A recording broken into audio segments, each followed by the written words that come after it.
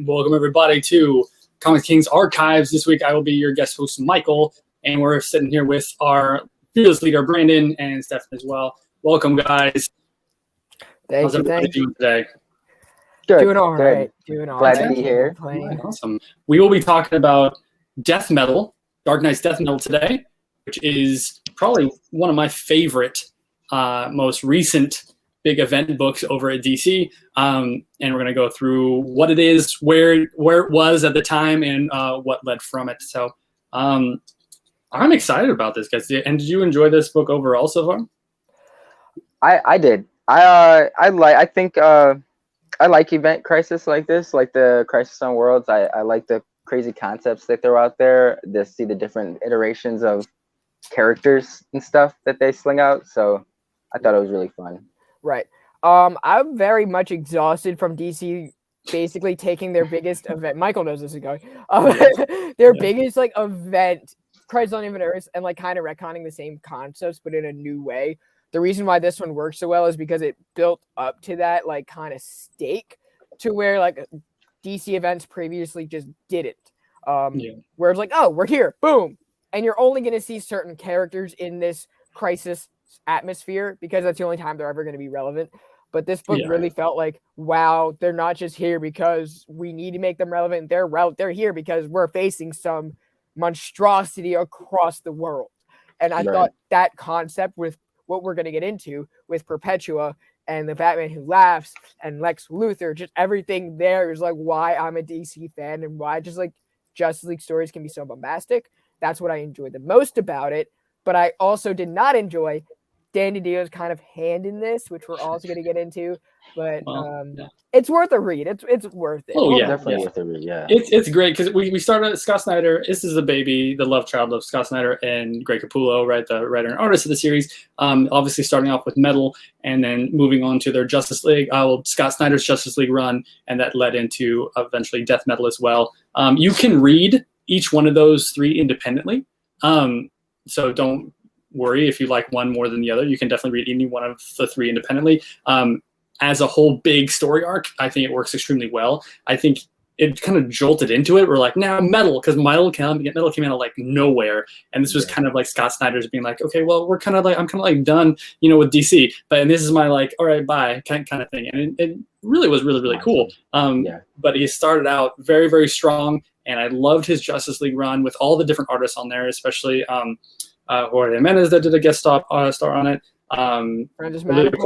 Capullo did a little bit of it at the beginning. Like I loved that run and lead seamlessly into Death Metal, which is what we'll be talking about today. Also, Hell Arisen came out, which by Hell Arisen, yes, exactly. James Tynion, which was basically Joker and Batman Who Laughs and Lex Luthor are all battling for Perpetua, which is kind of like a moving factor in this book.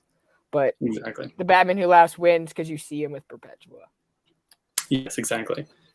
So we'll jump in real quick with it starts very. I love the beginning of it. I love the tie into all the we jumped straight into classic DC, right? The first page itself is Sergeant Rock, right? Very classic 70s, 80s DC, very 60s, 70s DC, which is phenomenal. I like the throwback to it. It's really kind of referencing like this is where it's going. We want you to tie into classic DC. This is where we're going to head into. So I think that was a really, really great kind of like. Plus, Rock's just hilarious, right? Yeah. The whole beginning is like so he's a war hero. He's ready to go. And then you lead into the hardcore metal aspect of it, right? Going forward with Wonder Woman and her sweet lasso chainsaw, which I loved. I thought that was such a cool artistic direction that Capullo was going with. You're gonna get those in this book. You're gonna get a lot of that. I even love like with Sergeant Rock is like you just automatically establish he's a badass. He's gonna have how many cigarettes are in his mouth. He's like smoking like 4 at a time. I'm just like yes, and you still have all the stamina in the world, my man. I don't know. I love it. We tell that she's Wonder Woman's getting up to something, right? I love all the new character designs, all the new costume designs, everything going forward. It's very visually stunning, just straight out of the bat, which I love. And we get a map of the new world. Obviously, we're starting off with a brand new world, right? In the very first pages, it looks very much Bat-like. So we're off to a Batman story here, but which is funny. It's funny. It starts off very Batman-like, but it's not a Batman story. Like, it's really not a Batman story at all, which is really, really cool. I think that was something that the creative team really drove home before this book even came out. Like, that Metal was very Batman centered, but Death Metal is not. Death Metal is not a Batman story, and it really shows, which is really, really cool. Right, Death Metal is more of a collective agenda. Mm-hmm. Metal was like, we're gonna drive through Batman. Yeah, we'll show every incarnation of Batman we can think of, and here we go. And then we'll now we're done. Batman's is what it is, and now here we go. Here's the real big and that's where we got the Bat flick from. It's all those different Batmen. One of them was Ben Affleck, and he could actually move. Wow. I like that. It's true. But I like that she was the warden of the prisoners in the opening scene, or like I didn't. Was it just the bad guys, or was it superpowered individuals in general? Well, you saw Captain Cold in there. It looks like anyone that's trying to like really going against the way. I love most of it is the villains, right? You see Joker, Eclipso, Captain Cold, Riddler. I love Swamp Thing design. First off. Like, it's because there's no almost green left, so he's just withering. Withering away. Right. It looks like a forest fire, which was very thought provoking. There are a lot of elements in this book that are very thought provoking, and you're just like, oh, that's cool. Like, I'm glad they hit that little bit. I love that. I love there's a lot of moments. Every turn of the page, like, oh, wait, hold up. Look at that. It's so achieving. Like, this book achieves so much on just how much attention to detail they put in, which is why I'm saying it's a shame that the Dio put his hands in there. His little mitts. It's stupid Dio mitts. Just stop, go away. And he did after this book, but I wanted him to go earlier. Yeah, so we find out, we see initially in the book that, Wonder Woman is the she's in charge of this prison. We're finding out what that is. We find out a new potential prisoner coming in, which we don't know who it is yet, which is mysterious. Which leads right into more Batman. We get to be more introduced to even more different Dark Universe Batmen. With the dinosaur Batman and the mystical Batman and going forward. It's like, even though this story isn't about Batman, if you're a Batman fan, you still get plenty of Batman. So plenty of Batman. That's nailed down. I think it's a lot of it's a really cool kind of like commentary to how much Batman is in our everyday life, anyways. Right. And we're like, he's cool and all. Like, he's cool. But like, there's so much more to the DC world than Batman in general. Absolutely. And maybe this is Snyder's way of saying, "Hey, you suckers! This is for everyone who's reading every single Batman book on the shelves. Is this too much Batman? Because here you go. Money you got what you wanted. All right, here you go. Which is really fun because he doesn't like make fun of it either. If you still love Batman, you're like Stefan said, you're gonna enjoy it. Here you go. You're gonna enjoy every bit of this as well. Yeah. And I don't think he disrespects Batman, but like I said, it's just kind of like a commentary on like how much Batman is in our mainstream media all over the place, when there's so much more other like amazing characters in DC, which we really explore, which is phenomenal. In this book, especially. Yeah, exactly. In this book, because we're really kind of jumping in. The point of this book was kind of getting to, we're going towards somewhere big, right? This is the culmination of Snyder's big run through Metal and Justice League to really get to DC where it should be currently, kind of thing. So, we're eventually getting into more prisoners. We're finding out wherever all our heroes are in the story right now. We come across the Batman Who Laughs, who is now in charge. Like, that's the beginning of the story. Heroes have lost. Everyone is lost. The Batman Who Laughs is in charge. Now he's like this big king of the remade world in his image, which is great. Right, in like the dark multiverse. Now, the reason why there is this dark multiverse, the reason why he was able to win Perpetua's like love and affection, almost like how Thanos could not win the love and affection of Lady Death, was because he wanted to. Perpetua was basically like the mainstream big bad. She got awakened. She was asleep. She got awakened, and her job is to kind of control the multiverse, right? Right. But because she was asleep for so long, Lex Luthor wanted to revive her, right? Because she's Lex Luthor, and when is Lex Luthor like? He's like, that's one way to get over Superman, But screw the universe. Batman Who Laughs decided, hey, let me mix the dark multiverse with the regular one, and then let me overthrow it, so make a bigger dark multiverse. Yeah, and that's he eventually the whole concept. exactly. Lex Luthor eventually gets betrayed by Perpetua, right? And then she eventually gets betrayed by the Batman who laughs. So who I thought is a really cool villain. First off, I applaud Scott Snyder and Capullo bringing in this kind of like, what if Batman really did go evil? Who could really stop him? You know, like with all these contingency plans that Batman is known for, like if you really wanted to pull the trigger on any of these, who would really be able to stop him? And this is kind of like the antithesis to, you know, our mainstream Batman with this who is Batman who laughs. Because I mean, he looks like the Joker, but he's Bruce Wayne. He's Bruce Wayne from an alternate universe. So that's also really something to keep in mind. He has the genius strategic mind of Bruce Wayne, but in the most evil of bodies. So this is really, really kind of a crazy villain. Right. As we continue on, we see where all the heroes end up, and we eventually we see what happened to the world and everything that kind of got destroyed. Obviously, Batman Who Laughs is taking his pride, his joy. He's rubbing it into all the heroes at the time, saying, "Hey, look, you know, you really can't go against me right now, but this is what it is." And eventually, we get to main universe, our main Batman. Bruce shows his head and trying to see what's going on with everything and tries to take on. It seems to be a rescue mission at first. So. Yeah.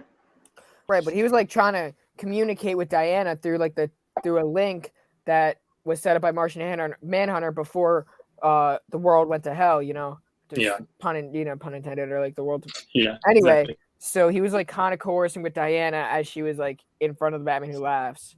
Yeah, but then we get as we move forward let me get let me see if I can do it. The death the Death Ring, the Black Lantern ring. He's in charge of it right now. He has a Batman has a Black Lantern ring, which when I first read it, I did not see that coming. I'll be honest with you. I had no idea what that was about or where that was going, because this is towards the end of the very, very first issue.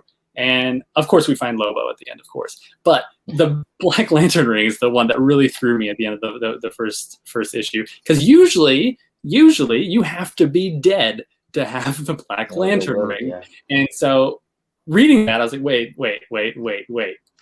Is Batman dead, or did he? Is he dead? Find a way to conquer? Yeah. Because Batman isn't usually one to use powers unless he absolutely has to. Almost never. He's usually has his own plan to take, to level superpower people down to where he could take them on, not escalate himself up to where they at usually. But he does with the Black Lantern ring, which I found very interesting. And I was wondering, is he dead? So I thought that was really it was cool to see the shot. He's just like a general for the army of the dead, or exactly. He's just he uses exactly how you think. Yeah, he uses it exactly how you think Batman would use an army, right? And now he has an unlimited supply of dead beings at his disposal to use. Did we see Bat Funko Pop in the next panel, or no? That's Fat Bat. That's like mini Fat Bat. Like this dude right here. That's like mini Fat Bat. Mini Fat Bat. Oh my god! I didn't even know. Right next to Clayface Bat. Yeah. Oh, yeah. Oh, dude, who is that guy? Literally looks like Jack Why is he on the front lines? Looks like Jack Black in a diaper. And this is one of those books where you can examine the pages and panels and just see cool little things or moments, like you guys are saying, littered throughout the books. Just like this elongated Batman right in the background. Oh yeah. That's super. I haven't caught that until now. That's dope. Okay, so that's really cool. Yeah. If you guys could pick someone to cast the fat baby Batman, honestly, I want Jack Black. Oh yeah, of course. Batman! Yo, he would be. I'm sorry, but I just can't get that pose out of my head now. As long as he's with all the dark, moody villain Batmans too, and then all of a sudden he's just hey, I'm with you guys. We're gonna take him out, right? He has to wear his diaper underneath, though. That's the thing. That's my only. Oh my god! I love Jonah Hex. We get into Jonah Hex too, and I'm glad he's that. Also, talking about again, we're getting into these classic characters. It's making a point. Here's all these classic characters that aren't being used anymore, and they're important. And I'm a huge Jonah Hex fan, and it was such a really cool little. Not even a little thing. He's pretty important going forward. But I love that he's in here. And Batman's right-hand man. I know exactly. Yeah, I was like, okay, this works. Did The Alexander Hamilton beings. to George Washington. Yes, sir. I love it. And then we go on.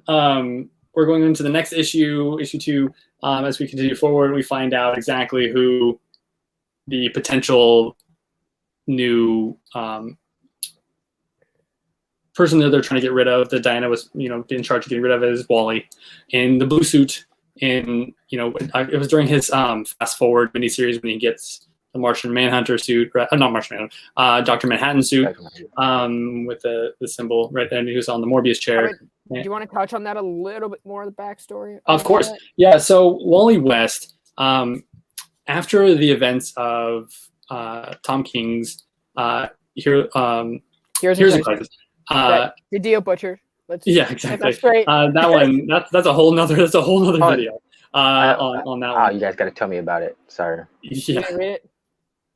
Heroes in Crisis. Try to give a very short view of Heroes in Crisis. Like I first off, let me say I like Tom King. I love his writing. Sheriffs of Babylon is amazing. I actually did like his Batman. Yes. Mr. Miracle. Vision, like all that stuff, phenomenal. Essential reads. Exactly.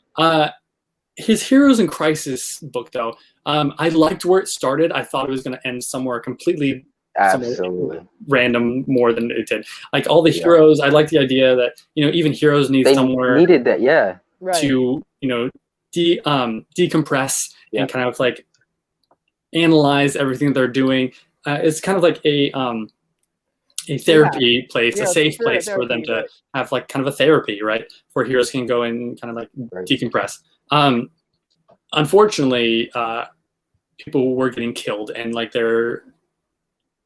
all their identities were being during confession time. During their confessions, and so we find out that people, they don't know who it is, and they either think it's Booster Gold or Harley Quinn throughout it, and we're trying to figure out who actually. Or it's like everyone. Exactly, and it was a crazy book. It ended up being. I don't know. Do we do spoilers here? Is that fine? Yeah, we do. It's been out for a while. It ends up being that Wally West was having a huge crisis for himself, and ends up. It was really like his future self, or past self was killing it. Like ended up something happened, and it was like his Speed Force. He was like traveling through Speed Force subconsciously and killing everyone out of remorse. Exactly, and so he needed to go off and pay for his crimes, but unfortunately the multiverse, the Omniverse, needed a savior, and so I forget what the being's name is, but he drags Wally in. Now we're moving on to his own series, Flash Forward miniseries with Wally West. He is going between the different multiverse planets and kind of exploring it and fixing it the way he can, because he has what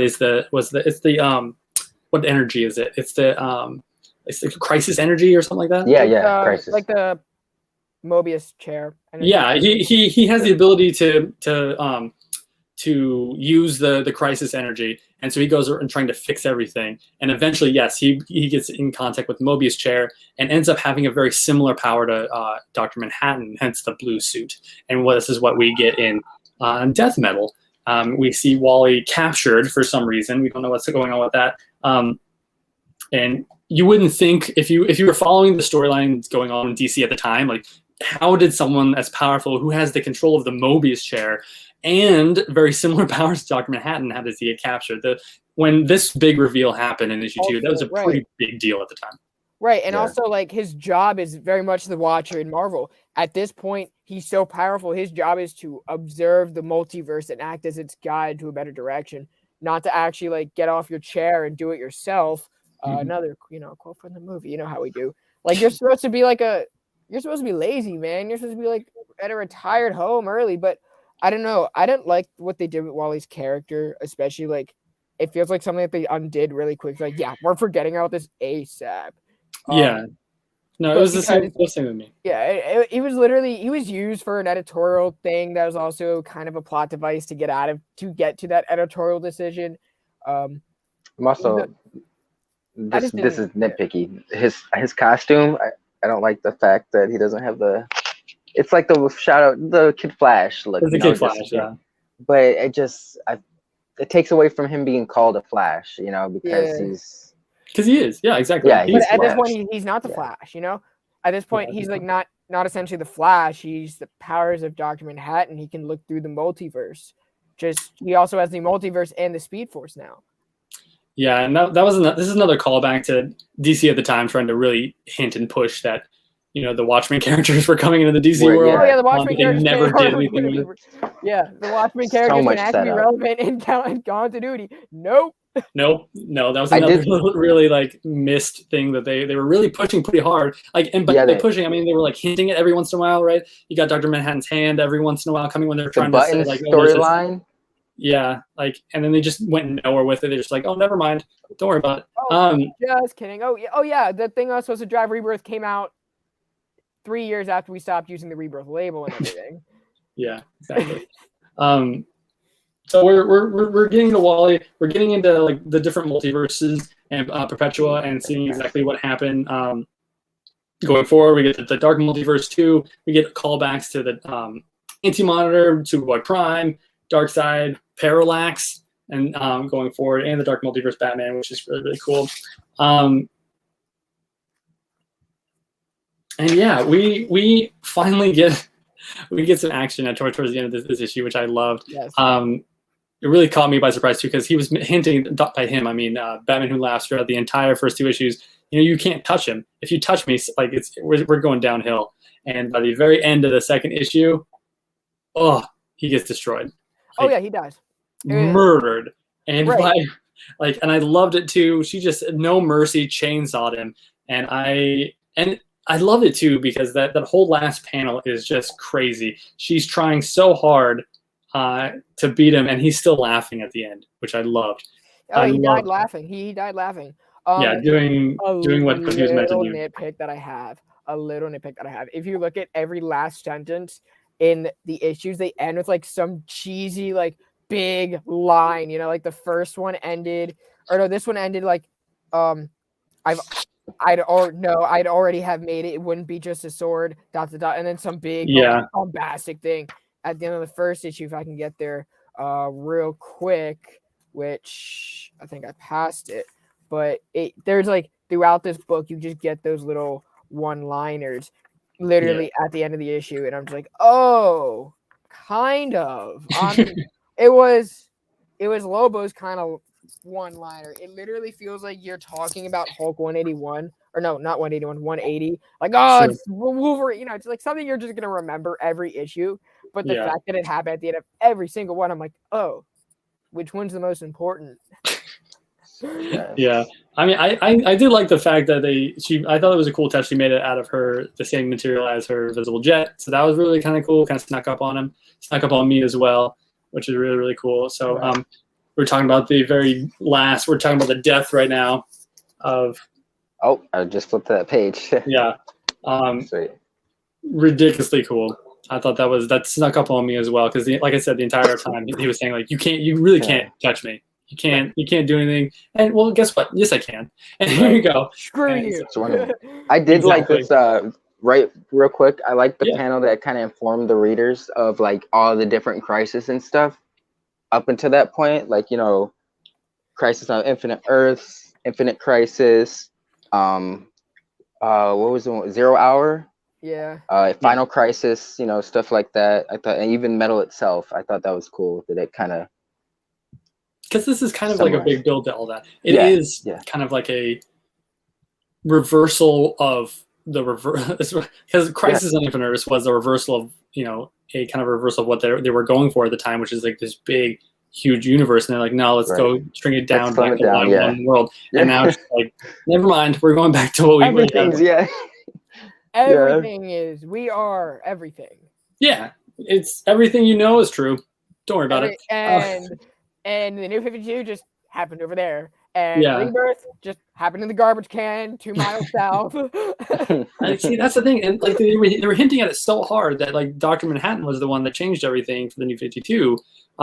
Is what started the New 52 and into which revamped into Rebirth is what Dr. Manhattan was doing. And I kind of honestly enjoyed that idea for a little bit. Yeah. We just never did anything with it. They just threw out that one idea and never explored it. Yeah. And they don't really in here either, but oh well. We're about to get into some Dr. Manhattan here in a second.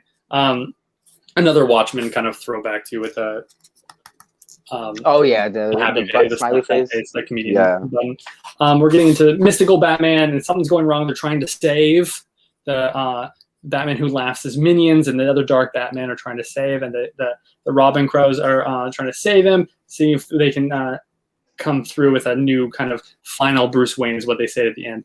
And then we get into Batman. We find out that Sergeant Rock is really just a half of a person. He's a corpse. He's been very important to Batman right now. He's trying to get it. Oh, this was really crazy. This was a funny scene. The one with the Atom. Yeah, yeah. Adam Batman. You see it super important for a second and just runs that over. stood out to me so much. Like he's like keeping lookout and he gets run over. Yeah, that's just such a great moment. Yeah. Like, damn, man. What was? I do love the freedom that Scott Snyder seemed to have and Greg Capullo had with designing and coming up with different Bat characters. Yes. Like there's the T-Rex one, which is crazy. There was the Monster Truck Batman, which is crazy. Yes. Like, he talks. Like, I love this guy so much. Like, I wish. I mean, Maximum Overdrive. I just love their mindset. You know, like they're just like the concepts are just so mind-boggling. You just have to accept it for what it is. Like, yeah. When Tom King went to do his run, and like, well, so what kind of design we're gonna do for the Batmobile? They're just like the classic. There's nothing better. But Snyder's like, you know what? Everything's gonna be rock and roll, and just times 10 of everything you think we're gonna do. It's true though. Yeah, everything kind of goes. I love it. There's nothing. It's harmless. Come on, it's harmless. Yeah, they dial it up to 12 on all of it, which is great. But I think it's really important to the story because everything is nuts in this world. Which everything is out of whack. Everything is crazy and off-putting and metal, and I love it. And then we're trying to. Wally West, Flash, Wonder Woman, Swamp Thing, they're on the run now. They're trying to fix the world, trying to find a way to fix the world, and they end up going to this place where Wonder Woman knows of some allies, which I was waiting for like crazy, which is the Justice Society of America. They finally come back in. We haven't seen them at all ever since the beginning, ever since the New 52 started. I mean, we see Dr. Fate comes in, has come in before. But everyone else of the Justice Society, all those Golden Age heroes, have not been seen in mainstream continuity since before the New 52. So this was really, really cool. Even though I dig Wildcat, I thought it was cool to see him there, but I was like, out of all because the other three I get, they're powerhouses in their own right, but Wildcat's just. Maybe you need someone like that, Steve absolutely, but I want to see the backstory to how he survived and. Oh, totally. I mean, not see his knuckles wrapped up. He probably went like all Apollo Creed on and shit. That's Wildcat though. Like, he's definitely one of the big three of the Justice Society, and he has literally no powers. He's just a professional boxer, and he's really good. Like, you don't want to fight him. Like, he's a boxer. That's how we made it, bro. Like you don't fight Wildcat, but he stands up. He's the big three of the Justice Society. Alan Scott, Green Lantern, Jay Garrick, Flash, and then Wildcat. Like, so he needs to be. He's looking a little worse for wear. They're all looking pretty old in this one. Like Mermaid Man, Barnacle Boy. Yeah, exactly. Yeah. they're looking pretty up there in age, but it's good having them back, which I thought was really, really cool. And we see that they're guarding whatever Batman is doing. Like the mainstream Batman, he's up to something. He's doing something. He's with his assistant, Jonah Hex, and they're going through something. And he's on the mission. Batman is on this. Of course, he's on a mission. He's unstoppable right now.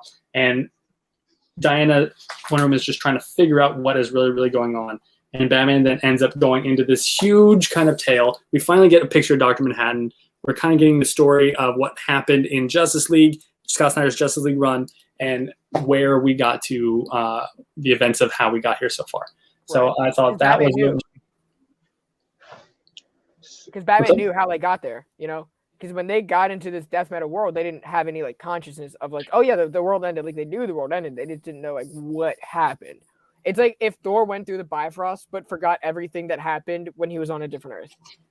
Or like in a different world. So yeah. Sorry. Yeah, no, that was a really good point. we go on. We get more information on really what's happening in this world. We talk to Swamp Thing. How the green is pretty much almost gone, but he still has a little bit of energy left, and they don't really understand what's going on. And Bruce still won't tell them until he calls Barry in. Barry's been running. He couldn't stop running. When he stops running, trouble is gonna face him. So he had to continue to run. He was out trying to outpace everything going on. And so this formation of a plan is coming together. We got all three Flashes together, which is always a cool sight. We got Jay Garrick, Wally West, and Barry Allen all together, which I think was really, really cool. They're about to have a huge impact in the story coming up very much going forward. So that should be really, really cool. As we continue, we see that there is a Dr. Manhattan Batman, which is nuts. And they take the brain. We get this Alfred character. They take the brain of the Batman Who Laughs, and obviously he was killed, and they're trying to bring him back to life. Again, Batman contingency plans, has a plan for his own death, and he puts his brain into one of the most powerful bodies ever. Like, Dr. Manhattan has full control over almost all reality. Everything, and there's a Bruce Wayne version of him. Like, of course there is. Of course there is. These Alfreds are giving me total Rick and Morty vibes, just because it's like different versions of them from every multiverse, and it's just made of them, like Robins, Batmans, and Alfreds just littered throughout. Like, I didn't notice that at first. That's like really buff Alfred right behind the evil one holding the brain. And then there's a Red Tornado Batman in the back. Yeah. Oh, yeah.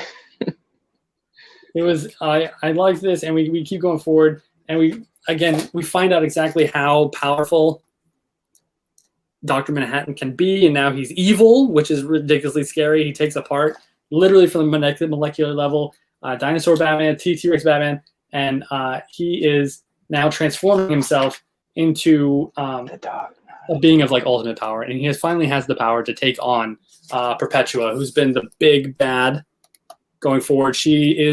Perpetua is one of the beings almost the being that started this particular multiverse. She and her kids are her kids are the Anti-Monitor, the Monitor, and then there's a new one. He's in charge of it's the World Forge, and he creates all the metals that kind of like sound off and create the multiverse, and those are her kids.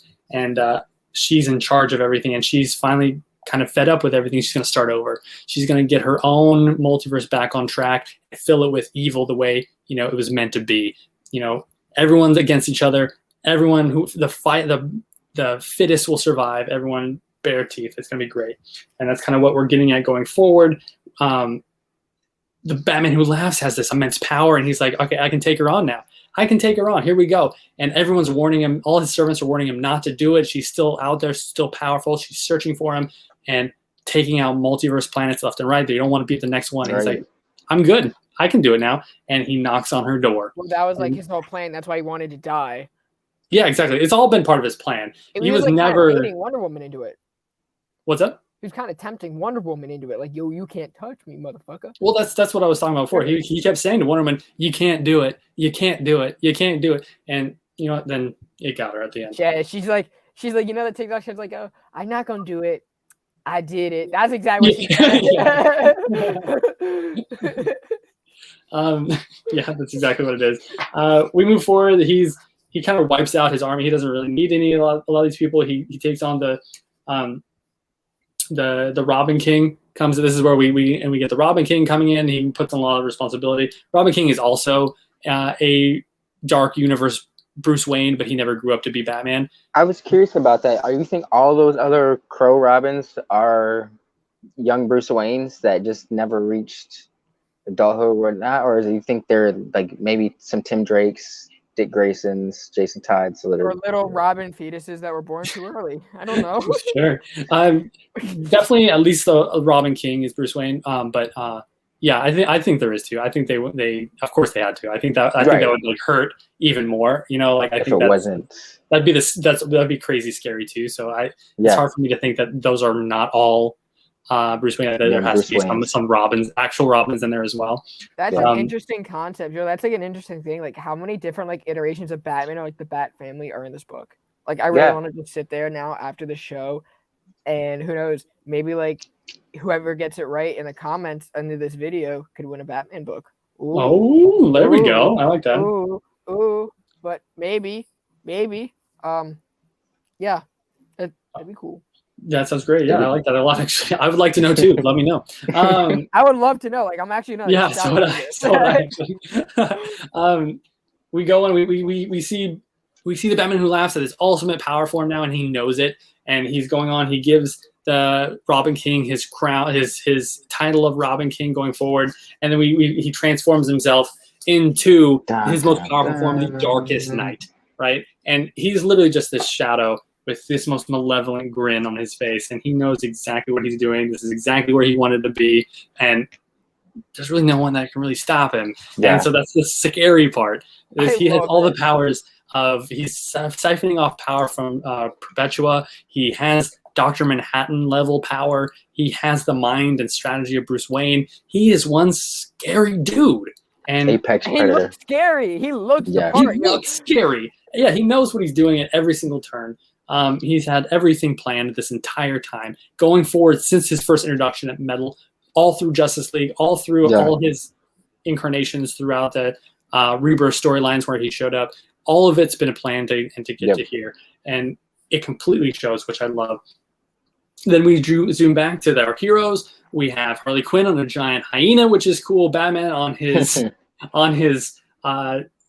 bat motorcycle skull. Batbone, like the T-bone. Like whatever. So cool. Looks Dead like a Jonah Hex. Swamp Thing's a giant shield head, which is awesome. Then the Flash, of course. This is just crazy hardcore. We continue forward. We get reference to the old Dark Universe Bat people from Death Metal, and they're kind of just like, you know what? Yeah, he's too powerful. Go ahead and help us out. We're not going to stop you guys from. We know what's going on.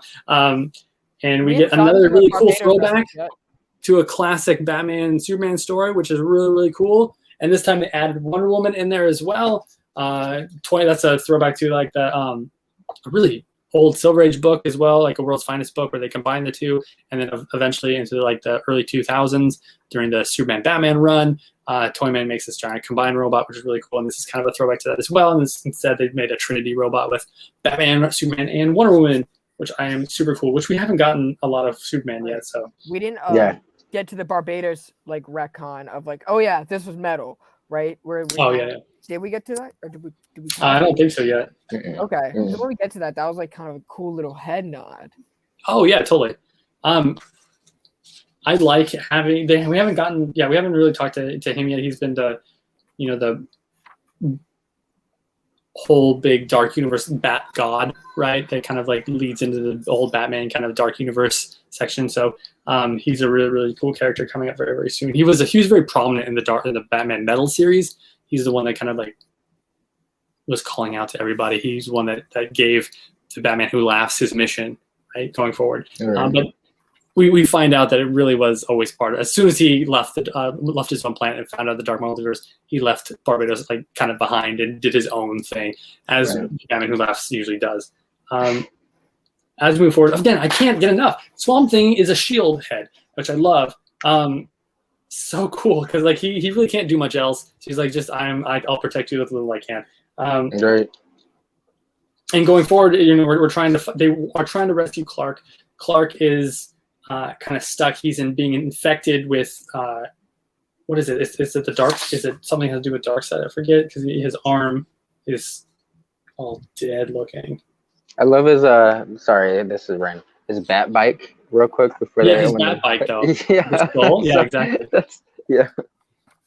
No, I love it. We're trying to free Superman, and we as we come up to this, we get Batman. Our Batman is cornered, saying, "Hey, I'm taking Clark away from here." And the jailer for Superman is like, "No, you can't leave here. This is like the Darkseid gun that killed you before," and it does. But guess what?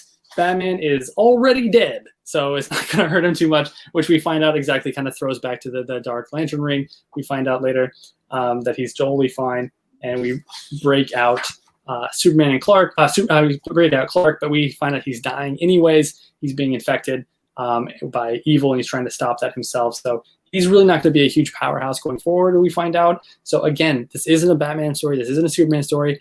It's ending up being a Wonder Woman story, which I really, really found really cool. The more we go into the story, the more you think it's going to be about some other hero, but it's really turning out to be very much a huge Wonder Woman story, which I love. Absolutely. But then we find out, if we continue on, they've rescued Clark at this point. The Trinity's together. Superman, Wonder Woman, Batman are all together. They have some of their allies with them, and they're trying to stop what's been essentially too late. They know that Batman Who Laughs is still alive and even more powerful than ever. And as they continue, we find Lobo on his secret mission in the 5th dimension. He's trying to get another power. So the 5th dimension is, I'm sure people might know already, this where Maxwell Pixels comes from, and Batmite, right? They're these interdimensional deities that have like ridiculous amount of power, and of course you send Lobo to somewhere that's like all tune filled, which I love. Some of these panels are ridiculous. He's just doing what Lobo does and taking out all these guys, which I love. With a cigar. With a cigar. Exactly, yeah.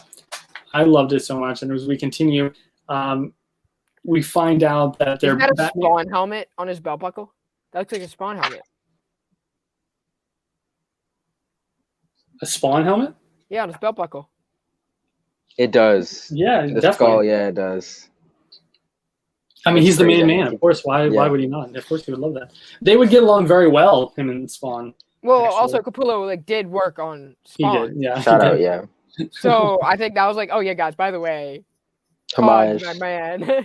Yeah, come from the school of Todd. Yeah, that's actually a good point. That was a fantastic point. Yeah, I like that a lot. It just caught my eye. I was like, wait a second, that's Spawn. But as we move forward, they're heroes that are still being hiding at our Batman's secret base detect all the energy that the new and improved Batman Who Laughs is giving off, and they're like, "This is something's going wrong." And we find the new Robin King coming forward and confronting them, and kind of really takes them out ridiculously easy. And so they're on the chase to complete the full transformation. The Batman Who Laughs in his new Darkest Night form needs Wally. Needs the energy that Wally has that we were talking about before, this crisis energy. Right. And so he needs that energy, and so the Flash need to run. They can't fight him. They're not going to be able to stop him, so that they go ahead and take off, which is I like this actually like beta story going forward. Yeah. Now we're breaking off into like the main heroes and the Flashes, and so they got to run. But I mean, how can you run this guy that can go between dimensional rifts? So this is really, really cool. Yeah. I liked this whole story. I love first off side note, I love when the story, and I love when Flashes do their thing, right? Like they try to get Flashes to do everything because they can. The Flash is really kind of like the hero, like powerhouse, really, if you think about it. But if you're just getting the Flash to race and run and going as fast as he can, I love those stories. And it happened in Crisis on Infinite Earths too, when Barry first dies. And he just races. He runs. He goes fast. He's trying to rotate it. So another callback to Crisis on Infinite Earths, just telling him just run, just go. We got to outrun this guy. I love the Batman or the Darkest Night. He's like, I love the chase, and he's like eager. He's like, I know he's ready for it. Giddy. But again, I was waiting. It's part of his plan, man. Like if Dark Night had legs. Like he throughout this entire story, he's always laughing. He's always like, yeah, go for it, try it, do it. Like goading them on. Like, why would you do that if you weren't ready for it? You know, like he knows what he's doing, which is the even scarier part going through this. And so the Flashes run, right? They just go. And as we continue, our main three, the Trinity, finds where all the heroes are being captured, right? Wonder Woman was in charge of all the villains in her sanction, in her prison, and then we find out where all the heroes are, and everyone seems to be doing pretty all right. Everyone seems to be fine right there. No one really, having a bad day. They're just kind of living it up. So that was really good. We figure out what's going on and their plan and what happened. We get reference to Scott Snyder's Justice League here with what happened with the Legion of Doom and how their energy was what brought Perpetua into this world, because Lex Luthor was betrayed. So that was really, really an interesting, more facts going forward, more context for the readers going forward on where the big universe has come from and how this all started. We get one of my favorite characters, Starro. Jarro comes back. I'm so glad. I haven't seen him. We haven't seen him since Death Metal, so I'm really hoping they don't really get rid of him. I liked Jarro a lot. So did Batman. That's like his own son. Hey, Dad. Like, I love it. I love Jarro so much. He was so cool. Yeah, so much though. Like, he's one of my favorite characters, and I loved him in his little Robin suit. That was really fun. And it was like a daydream, but it was still cool. And then we formulate a plan going forward. Of course, all the heroes, that's what they do, right? They all like, okay, we have Batman, Wonder Woman, Superman back. Let's save the day. And they do the classic hands in, guys. We're gonna save the day. Our industry is only as good as the Trinity, so they're gonna fix it. I know. No one else could do it because literally all of them were just standing there as they opened up. We're here to rescue you. You have Black Lightning, you got Beast Boy, you got Mr. Terrific, one of the smartest guys in the universe. Hal Jordan, and he just stood there, just like, and they all can't do it. They all said, "Yeah, we get paid minimum wage. These are the guys on like 25 an hour type shit." I mean, yeah, you have powerhouses. You have Beast Boy. First off, I think so many people underestimate how powerful Beast Boy really is, being connected to the Red as he is. You have Supergirl. You have the Atom. You have the Atom who could shrink down to a molecular level and just screw stuff up. He can remember he tried to lobotomize Darkseid. Yeah, exactly. You have Metamorpho. Control over all elements. Yes. How are any of these people second tier? Standing around, I mean, Guy Gardner. I mean, I see Guy Gardner there. So if we're going, of course. Yeah, when you're reference Guy Gardner. I'm sorry, but in compared to Hal and Kyle, he's better than Hal. Oh no! Hal's my least favorite Lantern. I'm sorry. Which one? Hal. Hal Jordan. Sure. I enjoy Kyle, Guy, John. The newer Lanterns, Jessica, and what's Simon does. Simon, yes, Simon. Yeah, there's a new one. There's the Kid Lantern. There's Teen Lantern, yeah, Joe, and then Joe Mullet. Exactly, from far sector, yeah. Yep. There's a bunch of new lanterns. Everyone, has a ridiculous amount of lanterns. I feel like everyone has the willpower. Yeah, even we do. Holy crap, man! I'm kidding. I know, right? No, I like, but I'm dude. Same way though. Like I love Hal Jordan, but Kyle Rayner's who I kind of grew up reading. Right, Hal Jordan hadn't been a thing forever, and then all through the '90s when I was reading Green Lantern through there, and then Jon Stewart was on the cartoon, so I fell in love with Jon Stewart with the Justice League cartoon. So wait, but are we just dismissing what Jeff Johns did for Hal Jordan? Of course not. I was getting there. Like I was chronological. I was like '90s Rayner, and then early 2000s we have the cartoon, and then we were getting to Jeff Johns' rebirth. Rebirth. I'm Kyle. I'm a huge Kyle guy. I guess I was really drawn in by his costume first, and then Grant Morrison did their thing. And then Kyle, in his original series by Ron Marge was fantastic. So I really resonated with Kyle. And then how, like I said, the Jeff Johns really resonated with me. I guess my big thing with Guy Gardner was I read Blue Beetle Jaime Reyes series first, and that's when Guy Gardner just assaults him on the moon for no reason instead of helping him. I was like a big F you. And then I read him in Justice League International by David Matthias, Keith Giffen, and Kevin Maguire. You're reading the wrong books. No, they're good books, but I'm like, you still suck. They're showcasing Guy being an ass, or Guy. I don't roll with that. I'm like, he's more endearing now. He's going to become more of an endearing type of guy now. Like, first off, the Justice League International run is legendary. More people should read that book because it's ridiculously good. I actually liked Guy. I was never. I'm gonna be honest. I've never been a huge fan of Guy Gardner until I liked him in that book because he fit very well in Justice League International. However, I liked him a lot when he was a Red Lantern for a little bit in New 52. Yeah. I thought that fit really well. And I was kind of hoping he would kind of like stick with that for a while. But I think maybe people just felt that was too on the nose for him. You know, like, oh, this angry Guy Gardner makes sense. That Did you guys read the Green Lantern Corps by Tomasi and Gleason? That's so he did a lot of character work with Kyle and Guy. And that's what made me appreciate Guy. I just don't care for Guy. I'm sorry. He's like there are certain characters I alienate. That's how I feel about Hell. I feel like G.F. Johns pushed Hell and Barry on us. No one was asking for them. He brought them back. No one was asking for them back. Yeah. I'm with you on Barry, but Hal, I'm like, come on, bro. Wally and Kyle and John were doing just fine, and he for just a long like, time. Yeah, they were fine. He's like, I like these guys, yeah, but no, like, there's still it's great stories all around. I'm they're back but now. I feel like we're able to coincide more with all the Green Lanterns than we are with like balancing multiple Flashes. So I guess like bringing back Hal made more sense, especially because he's more of a centerpiece to Oa than Barry Allen really is to the DC universe. Like you can, so Mark Waid did so much work, and Jeff Johns for like a good time period did so much work on Wally West, where it's like he was so engraved into the hearts of everyone. Barry Allen just wasn't.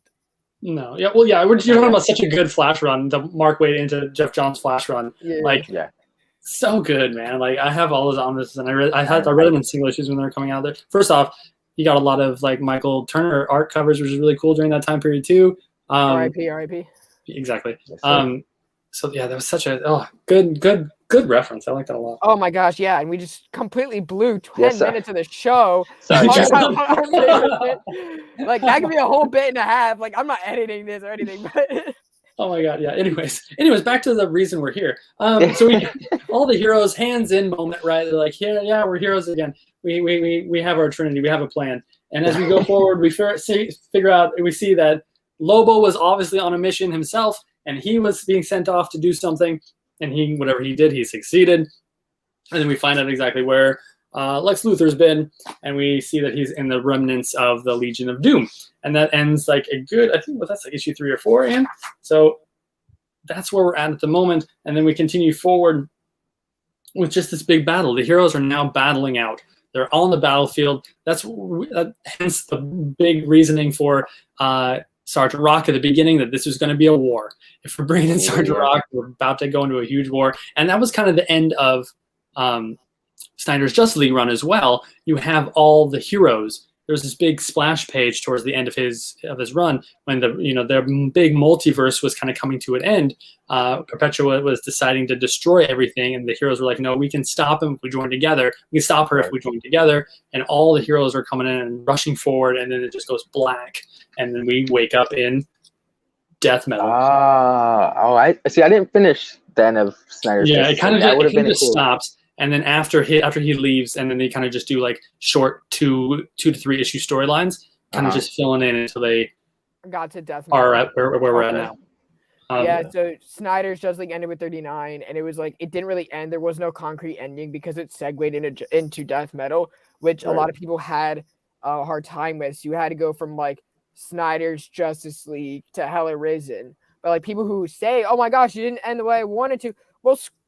Isn't that the beauty of the run? Is that it really just did? It took me by surprise that it didn't end. It was like, oh, we lost. It literally reminded me of Empire Strikes Back. The rebels lost. Then they lost bad, right? Yeah, exactly. They lost terribly. And that's what we kind of get referenced to at the very beginning of this. Right, and then Hell Arisen, right, didn't get much better, right? It was like we really lost, and Luthor lost. Now we're here. Yeah, that's the thing of this book too. As we continue on through the story, we get little bumps of like hope, but most of it's a big just downward swing. Right. Yeah, everything just keeps getting taken away from you. In the earliest round, and Sugar, we're going down swinging, you know? Sure, yeah. That's totally good. Come on. I had to. I didn't realize what you were saying until the very end. It's like as we go forward, there's this all-out war going on. All the heroes are trying to stop the forces of the Batman Who Laughs, and trying to win back their Earth. The Green Lanterns are involved. Pretty much everyone versus everyone. The Flashes are still running. Obviously, they're trying to still outrun the Batman, the Darkest Night now, the Batman Who Laughs. He is still on their tail. He needs that crisis energy that's in Wally West. We were just talking about Wally like crazy. My favorite Flash, I agree. Wally West. Oh yeah, hands down. Wally West, yeah. I mean, Absolutely. he's Barry the most powerful Flash. We just know it. Fastest. Yeah. He is Hashtag literally. Barry Yeah, sucks. Just like Yeah. Kyle Rayner, you know, he was the light when there was no one else. I mean, He yeah. I mean, he restarted the eventually core. became Willpower and stuff with when he Oh, became yeah. Ion, right? Yeah. So, Yep. yeah. Again, see, that's why I changed. Anyway, we get their plan. We're going forward that there was Batman, Superman, Wonder Woman split up. They have to each find a different piece of the puzzle that they're trying to find, and each one goes to a different crisis. Timeline. Yeah. Crisis. Yeah. Batman goes to Infinite Crisis, right? And then Superman goes to Final Crisis, as we see going forward, where Darkseid has won. He has won exactly what he's wanted forever. What is it? And he has all the Superman. And then Wonder Woman goes visits Infinite Crisis because they need it. Glad to see Superboy Prime back. Superboy Prime. Someone you just can't get rid of, man.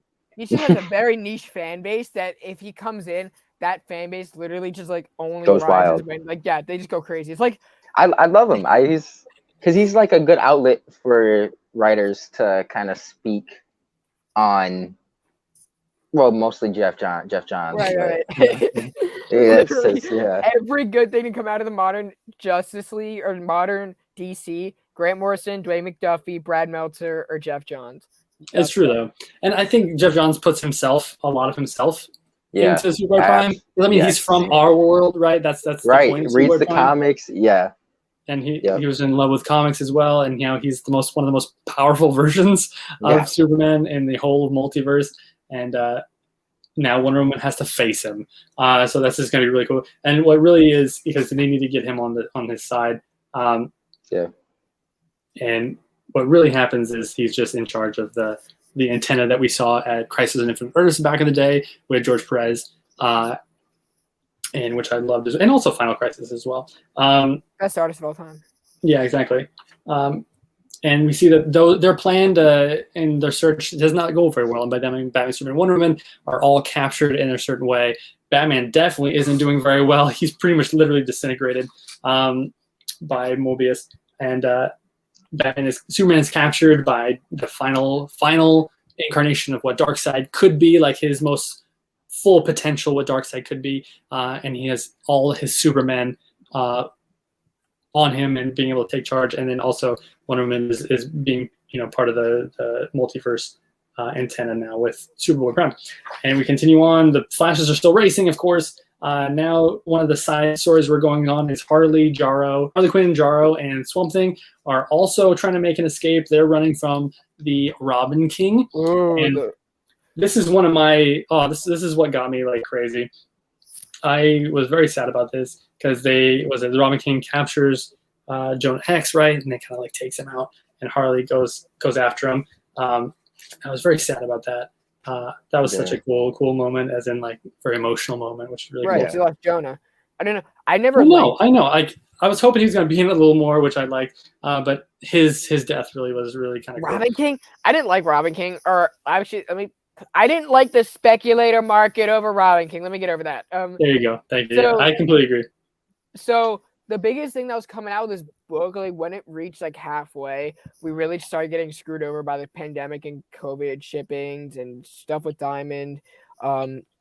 And when there was like a first appearance, people thought, okay, this is going to be like the next Batman Who Laughs, because we weren't really getting a whole lot of information. And at this point, it was all through the online market, which was a majority of hearsay and not a whole lot of reliable sources. This book that he first appeared in, Legend of the Dark Knight, really skyrocketed. I think like it was reselling like for about $250 at like the highest. Like wow, the variant was it got ridiculous. Okay, I was gonna say like the A cover that was going for like $20. No, I paid 25 plus Canadian shipping because everyone else in the US in my area was selling it for like 75 and over. Which is really good because my shop didn't order enough didn't get enough shipments for their subscribers to the book. Let alone everyone else. So it's like mine, which is like a retail store, is at headquarters. The headquarters got for like most of their sales, but the retail didn't get any copies. Yeah, no, it was a crazy speculator book, and it obviously didn't go anywhere. I always tell people like don't get crazy on like new books when a book before it even hits the shelf is like $100. Like it's fine. Not, like yeah, wait, it's very rare that a new book stays at that high price. There's a few that do, but most of it, if you want it, wait like a month. You'll find it in the condition you want, and you'll find it considerably cheaper. Don't worry, you'll get it. No worries. Right. Yeah. Like I don't know, those who will have that like after like let's say 6-month value still the same. You already know that information going into the book. Oh, right. Because that's like what an Ultimate Fallout 4 is only once every like 10 years, or a book of that caliber. Even Batman 89, they pumped out enough to people knew, okay, yeah, that's Punchline. Yeah, Punchline. Right. Yeah. Right. You didn't like. But her first appearance like caught everyone by surprise. Yeah, I was gonna say her first appearance is kind of still up there for a new. That's what I'm saying. Hers is still pretty high, but a lot of it because she has potential for animated series resurgence later, and she's still being talked to. She has a miniseries in the Joker ongoing right now, as well. So she's not out of the spotlight at the moment. So people are still want to grab her for something. It's from what because I've got to get caught, but from what I've gathered with Punchline is that how Harley was kind of obsessed over Joker and like the punching bag for him. She kind of demands more respect from him. Is that okay? Yeah, and I mean, she's still pretty subservient to him, right? But that's just, I think mainly because that their views align. Dynamic. Right. Yeah. Yes. Yeah. Yeah. Not that she's like crazy obsessed in love. She's pretty obsessed, but I would say more obsessed with what Joker represents and the freedom that what Joker. She's in all over his goals and his ambition, rather than like how seductive Joker is as like a sensual and manipulative, manipulative person. That's what got Harley, was she got subdued. Right. By it. She was like. And it was like physical, there was like nothing really physical until like that one Nightwing issue where they made out. Yeah, and I don't think Punchline has that same kind of caliber aspect to her. But she's all about him. She will follow him all day. Yes, but I think just because their values and their goals kind of align. Right.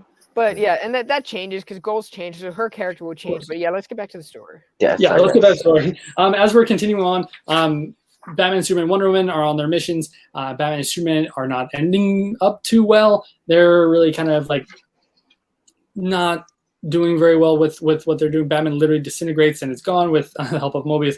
And Superman is being overwhelmed by the great power of Darkseid, and the full potential of what Darkseid is.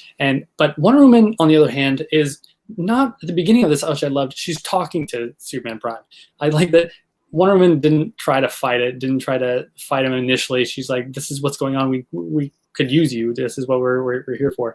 And eventually they do fight, of course. You got to. It's your boy Prime. He's an angry little guy, and but I like it because eventually they talk. She talks them into it. Yeah, and they end up working together. As we see, they end up saving each other. They needed to win one of them, and they got Superboy Prime to take his, because they were all like kind of like governors a little bit of the different worlds that Batman Who Laughs was kind of letting them be in charge of. And then we get to the Flashes are back, right? We get the Flashes. We see Wally West in the Mobius chair again with his full crisis power, and they didn't know if everything was gonna work out. And of course, they thought they were going to win, but of course, this is all the plan of the Batman Who Laughs. Question, it was part of his plan. He needed them to get the artifact that they were going to go get, and he wasn't able to do it, so he got them to do it for him. It was a death metal kind of. Exactly. Thank you. So with the Flash, how they're going to do the universe yet? Sorry. With the Flash B thread, do you guys kind of think, because they, that one shot that kind of showcased what they went through, do you think that could have been worked into the main series a little bit, or do you feel that was crucial reading, or no? If you follow Joshua Williamson's Flash run, because he's the one who wrote the Flash book, right? Yeah, and this was like his final words to say So it on was more. Barry and Wally, and I remember reading that specifically just because it was Josh Williams. It's more of an end cap on his Flash run than. Yeah, it was like Okay. like his Flash run ended, like he'd finally stay on his run, but like now it's like this is what obviously he's like still doing work on the character with Infinite Frontier and all of that jazz. But this was more like, okay, these are like his final words and like when they could die. So like this is kind of sad. Right. Yeah, it's had more of a stake just because it was Williamson. So Okay. I would say if you liked it, then yeah, I would go back and find the floppy Dollar Bin or Comixology. Yeah. Oh yeah. It's worth reading. Yeah, it's got a some really great cool side moments. story. To the main story, I would have liked to get more of the Flashes in general. Like they're kind of and you do going forward. They start running again. Coming up, especially I like the whole moment with I don't know is that in here or am I thinking of a different thing? The part where they get to the Mobius chair. Yes. And Jay has to kind of like hang back. He kind of sacrifices himself. Because he's not a Flash. Jay Garrick isn't as tied to the Flash book. That was in the Flash book. That was in the Flash one. Oh, the tie-in. Okay. Yeah, and the tie-in. That was I liked that story a lot. I think it would have added too many more issues to this book. It would have kind of stretched out a little more. But I liked that issue as strong as just people read it as well if they really like the story, kind of going back and grabbing that one. It's a good emotional beat. Exactly, having Jay Garrick being like, "Yo, it's good having you guys back," and they're like, "We just got you back, Jay," and like, "Yeah, but you guys are faster. I'm just slowing you guys down. Go, go, go, go, go." Right. And I'll hold them up. Classic Jay. Classic Jay.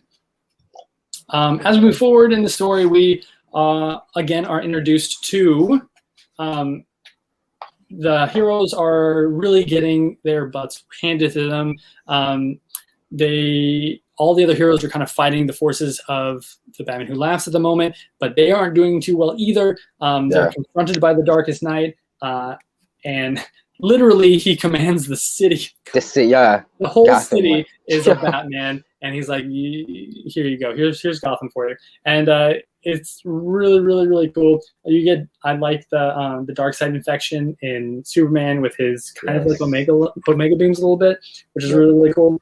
They're trying to stop him, but really we now get the introduction of the old Legion of Doom we get Lex Luthor back as we move forward because the heroes are having a really hard time stopping this giant city Batman.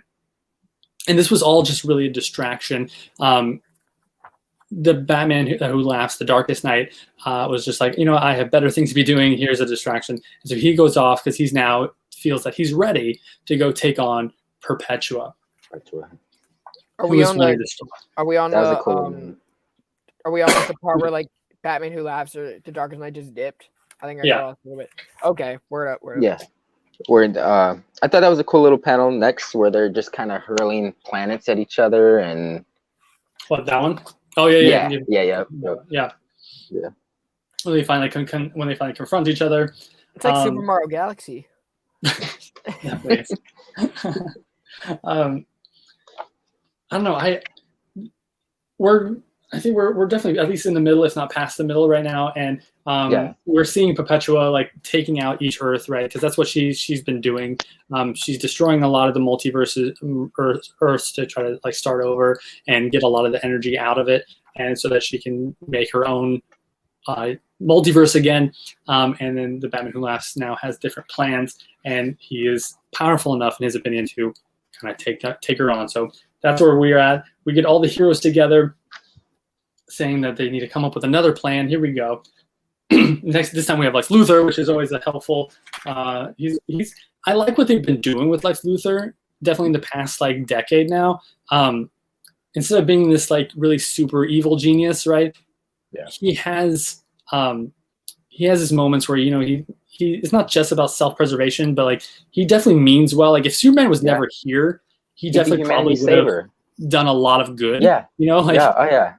It's his obsession with trying to prove that, people don't need Superman as their protector that hinders him from doing greatness. Because he's so obsessed with always trying to prove Superman wrong or just foil Superman.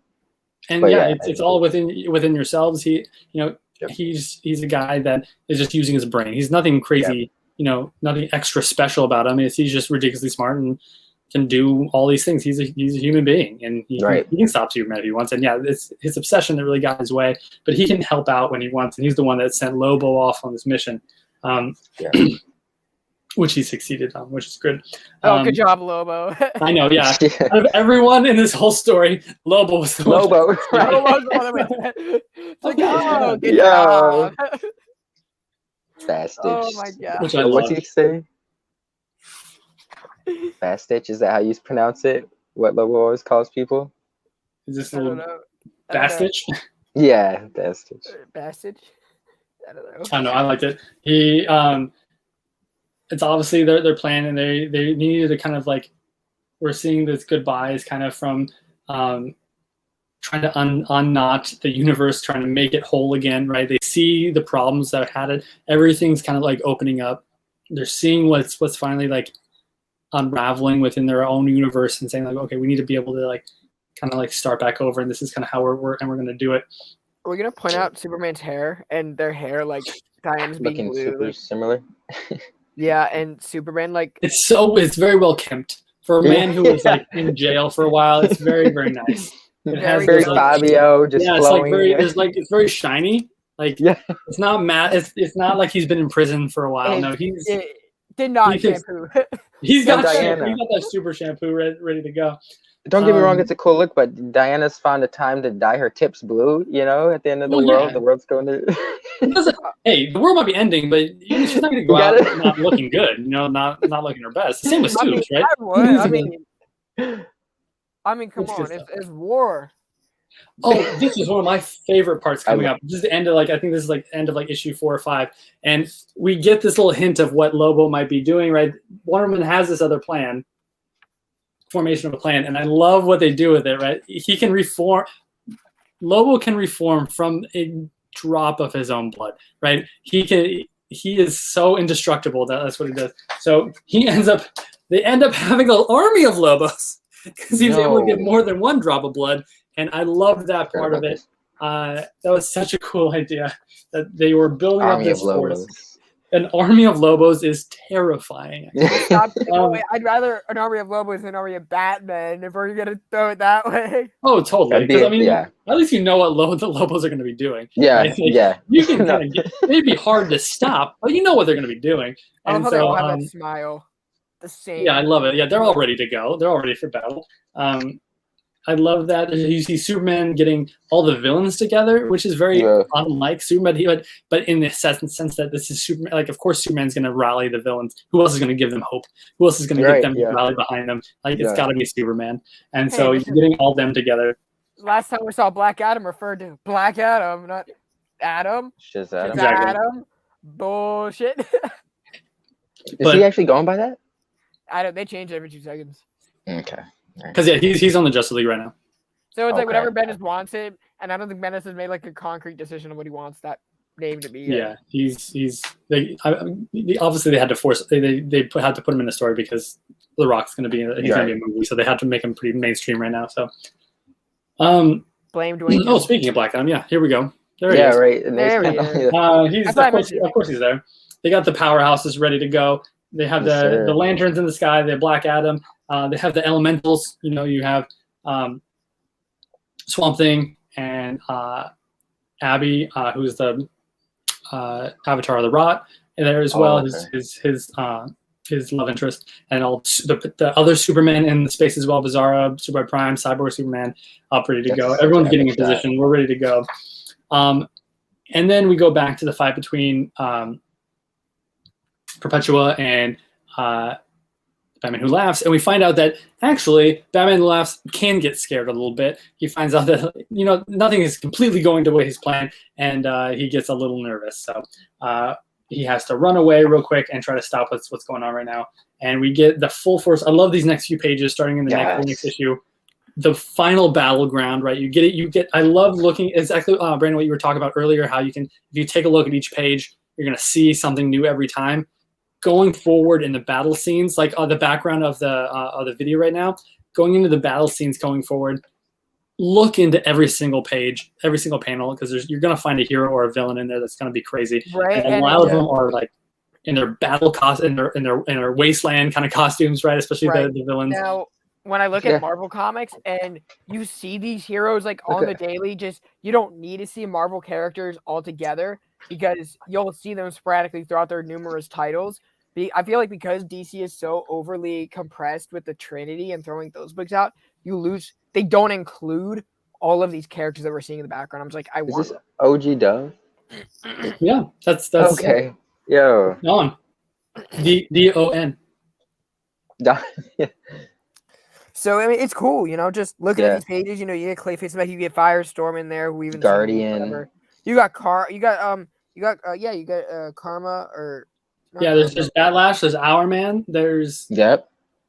Lady Liberty, like there's old school Sammy, there's everyone in here. Not Karma, what's her name? Katana, not Katana, yeah, Katana. I'd like to see Black Lightning and Firestorm on.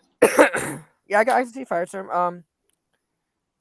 But yeah, going forward, it's just really, really cool. You can just find stuff and stuff. And so I see half we're getting the different. What's up? Half of elongated man, but is it? Yeah, he's right behind Duke. Oh, there he is. He's just checking it out. Yeah. He's getting ready. Yeah. That's another hero that like everyone underestimates. Like OP. If he took himself seriously, no one could stop him. Yeah. Like, first off, he's essentially immortal, but like he can. Okay, yeah. Anyways, whatever he can think of, he can turn himself into. Yeah, that's wild. How are you going to destroy him? Like, he's a powerhouse. That thank God he doesn't take himself seriously, or the world would be terrified. But anyways, as we continue on, we're seeing all the multiverses kind of crash into each other. We're getting into the end game here. We're getting into the final battle going forward. We're getting a lot of that potential energy, and the heroes don't really know what's going on really, and we're feeling, as the reader, we're feeling kind of that build here coming up. And the last few issues, we're definitely seeing it. The shot who laughs. What's up? These next few pages are issues that kind of reminds me of like the conversion stuff going on that Hickman had with Secret Wars, and just because you see all these Earths in the background on the horizon. It's cool looking though. I really like that a lot. No, totally. It's very epic. I love it. And so they're trying to, the heroes, by them I mean the heroes, everyone but Lobo and Wonder Woman, they're doing their own thing, but all of the other heroes and villains are really trying to stop the armies of the Batman Who Laughs going forward. And he has his own plan. He's heading back, and they seem to be on the up and up here. But as we continue forward, Wonder Woman on her mission is going towards the Forge to try to relight the Forge, to restart the multiverse going forward. And like I mentioned before, Perpetua's kids, one of them was the master of the multiverse Forge, and so this is them going forward to try to stop that.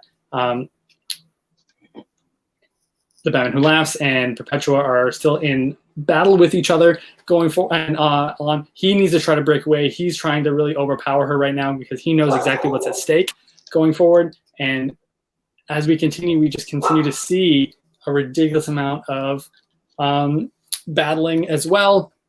That's pretty much what we're getting from the heroes going forward for a while. They are in the mix of probably the biggest battle that they can. Batman has a scythe because he's now Death, so that's really cool. He's not, but they make him look like because he has the Black Lantern ring, so he can do whatever he wants with Death. As we go forward, the darkness is really taking out that army of Lobos that's in their way. So she's trying to really kind of get more of an understanding of what's going on in her world, and she comes across the potential dark side as well. So she's just using those Lobos as pawns. What's up? She's using those Lobos as pawns. Yeah, that's kind of, I think they all knew that that's what it was going into it, right? So I think that's what, doesn't Lobo kind of say that right now? Yeah, he knows that's what he's doing. He's sacrificing himself. He's like, just go now kind of thing. He's like, he knows what they're all doing. So and so he kind of sacrifices himself to get her down to the Forge, and then she's surprised by the dark side, and dark side has this little baby as well, the Mobius baby, and they're at the very World Forge. And of course, this is exactly what Batman Who Laughs actually has always had a plan. He forms the Forge energy, the metals around Perpetua, and destroys her towards the very end of one of the last issues before we get the big fight towards the end. And so right now we have really no one on the power level of Batman Who Laughs at the moment. So again, as the reader, we are just kind of lost and hopeless at the moment going forward, which I think is a really cool way to end one of the last issues before the end of the series. So you got to go in with no hope, which I love. Got to go in the final issue with no hope. Again, our heroes are just battling it out. Everyone is doing their best. We see more of the the evil Batman Who Laughs army, and the evil, all the evil monsters from all the dark multiverse are all at his beck and command, and so they're really there to kind of stop the forces from taking over the actual world. And as we go forward, Wonder Woman has Hawkman's journal, which is a callback to what was going on during Death Metal. Hawkman and the Nth Metal, which is what gives him his wings and his powers, right? It was very important. It's one of the main metals in the formation of the multiverse. It's what gives a lot of the Crisis power, their energy. And so that's what the Forge is. It's really what kind of brings to life that metal and the multiverse itself. And that's what they're at right now. And Wonder Woman is really trying to come to terms with what needs to happen going forward and restarting the multiverse. Right. I love this panel as well as reading it right before here. All the families are together, which I love. The Bat family, the Hawkman family, the Lanterns, right? The Superman family. I love, obviously, those all together. Oh, no way. I didn't even notice that they were distinct families. I didn't even notice that Joker was right with the Jared bats. Leto's. Like all the Bat families. Penguin is in there too. Bane. Signal, you got Bane. You got Scarecrow back there just chilling. Oh shit, you got Mr. Freeze, you got Catwoman, you got Orphan, obviously. I can't even use in the background. I think that's Damien. I think that's supposed to be Damien in the very far back by Catwoman. Back far right. Yeah. I think that's supposed to be Damien. This is crazy, man. This is crazy. We can literally just sit here and just pick out little Easter eggs. I literally feel like I'm tripping down Old Man Logan again. It's true that. But in that. I'm like at a Comic-Con. It's like my ADHD goes everywhere. Oh, that. And this is the moment where this is the big standstill. This is the final battle. I know they've been fighting nonstop, right? But now this is the last stand for the heroes. This is the last stand for the side of evil going forward. It's really good versus evil at this point. Not villains versus heroes. It's literally good versus evil. And Diana, Wonder Woman, finally comes to grabbing her lasso of truth. She reignites the memories of the old universe in everyone. And this is what it shows right here, that Superman, I remember it all, Diana, and everyone's getting the memories of the old universe, and Wonder Woman kind of picks up her mantle of kind of this multiverse defender going forward. Right. Which I thought that was a very powerful moment. And it was very moving because now they have something to fight for. Yes, exactly. Now we have a powerhouse that can actually kind of stand up to what the Batman Who Laughs has been doing, and that's of course is Wonder Woman. And I think that was a really cool character to push forward. Right. She, with her lasso of truth, is always about finding truth and finding the best in people, and so her being able to reignite the multiverse in the way she did really kind of push forward that this is what's real in the world. This is what we need to be doing. So I really like that. We go inverted a little bit. We have to go different paneling going forward. We finally get this all-powerful Wonder Woman. She now has the Nth Metal power. She has a lot of Crisis power within her. She forms a new kind of power going forward to fight the Batman Who Laughs, the Darkest Night, while the other heroes are doing their part. Right. Of course, the Batman Who Laughs is using the heroes to his advantage to distract Wonder Woman.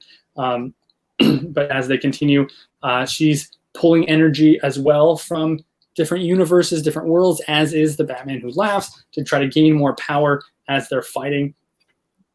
Everyone is fighting each other at this point. It's just all chaos. Going forward, they're all trying to survive. Everyone is. Yeah, exactly. Yeah, they're I going love through. that. I love that universe too, where they're all monsters. By the way, the Justice League like monster one, I love. As we're going forward, just this army of dark Robin Crows coming through. Everyone's trying to fight. Everyone is dying around them. Right, if you continue on, they're really trying to halt the armies, but there's just an overwhelming force. Again, we're getting called back to Dr. Manhattan coming in, right? We're discovering there's these final beings coming through that really were the start of the multiverse, the very beginning of it, really on the par with Perpetua. And they were being summoned, right? And Batman Who Laughs does not want that. Batman Who Laughs wants to be the person forming the universe himself, this new multiverse himself, and he doesn't want these beings to come forward. And he's trying to convince Wonder Woman right here going forward that she doesn't want that either. If they come in and if they rewrite everything, no one's going to be able to. Everyone's going to be gone. We got to work together here, Wonder Woman, and you can't have that happen. So the heroes always are going to keep fighting. Unfortunately, we're seeing a lot of dead heroes going forward. Right, Batgirl, Jason Todd, they're all being killed, and I love this line too. Name. I cannot think of this character's name. The right there. Oh my gosh, she appeared in Action Comics. Siren? In the 90s. That's not Siren. That's Banshee. That's yes. Silver Banshee. Silver Banshee. The Silver Banshee. Yeah, thank you. Yep.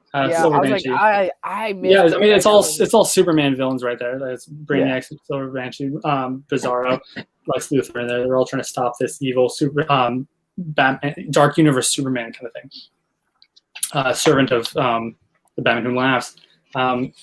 And as we go forward, obviously, like I was saying, all the deaths in the Bat family, which are like, this is one of my favorite lines in all of the book, though. Like, I just want you to know, Father, this is Damian talking to Batman. I want you to know, Father, like, I definitely would have been the best Batman.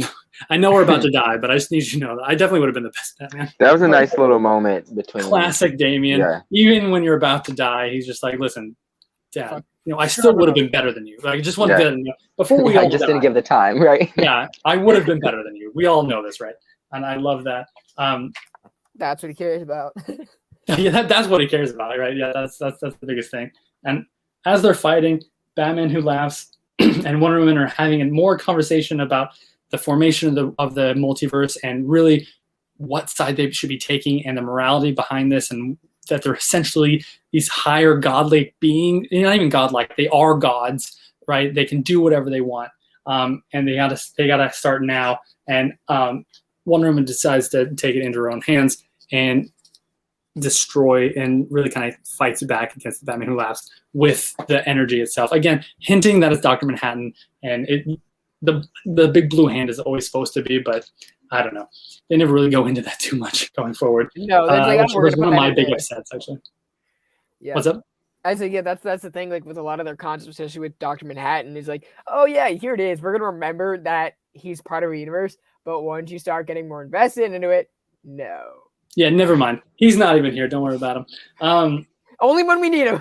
Yeah, only when we need him to be for like the briefest of seconds, but then he's gone. Don't worry about him anymore. That's so dumb. I hate it so much because I want him to be in there. I think he would be a really cool addition, but they don't use him. No, I just love it because there isn't a lot of things in comics that I've ever seen frustrate you, Michael. And this is like it is like I was still looking forward to it, and because I thought like, that was such a cool connection that kind of made sense. I was like, okay, yeah, he went off at the end of Watchmen. He's like, I might start. He even says that in the Watchmen book. I might start my own life. I might make my own life. They him kicking off the DC world with New 52. I thought that was really, really cool idea. That made sense. Yeah, it. But then they don't do anything with it. But whatever. DC so doing their thing. AT&T not doing whatever they want. No. Michael's a Verizon guy. Everyone. Well, AT&T owns Warner Brothers, right? They own, yeah. So and Warner Brothers owns DC, so it's really at the bottom line. That was a big thing. That's what happened, like especially last year during the huge shutdown. Especially from the retail sector. I run a shop. I've run a few shops. I was running a shop down in LA during that time last year. Which one? It's called Comic Quest. I think one of my buddies shops there. Yeah, it's in Orange County. Really, really great. The owners are phenomenal. Probably one of my if anyone's ever in Orange County, definitely go check out Comic Quest. It's probably one of the best shops I've ever been to, because the owners just love the community, and they support the community like no one else. But anyways, from a retail point of view, as soon as AT&T really kind of stepped up, and a lot of it, like Dane Didio, which I know has a lot of problems, but he was really keeping AT&T at bay for a while by saying that we're an IP machine, right? Like this is him talking for DC, right? We're an IP machine. Keep us funded. We will continue to pump out ideas, even if we're not making you a profit from the comics themselves. The ideas that are coming from us, you can use doing other things, right? And so that was all for a while. Merchandise. Exactly. Yeah, it's just the IP, right? You can use the IP for whatever you want. Movies, other novels, board games, any kind of merchandise, whatever you want, and action figures. And unfortunately, with the shutdown, a lot of the big companies, especially like DC2, there was kind of a lull in sales with actually printed comics for a while, right?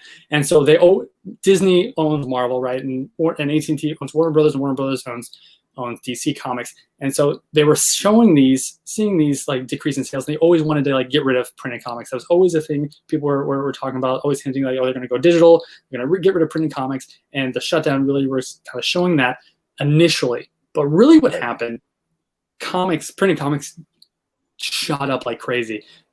Digital never really decreased at all. It kind of like plateaued. It's been at not a whole lot, but it never really gained any ground.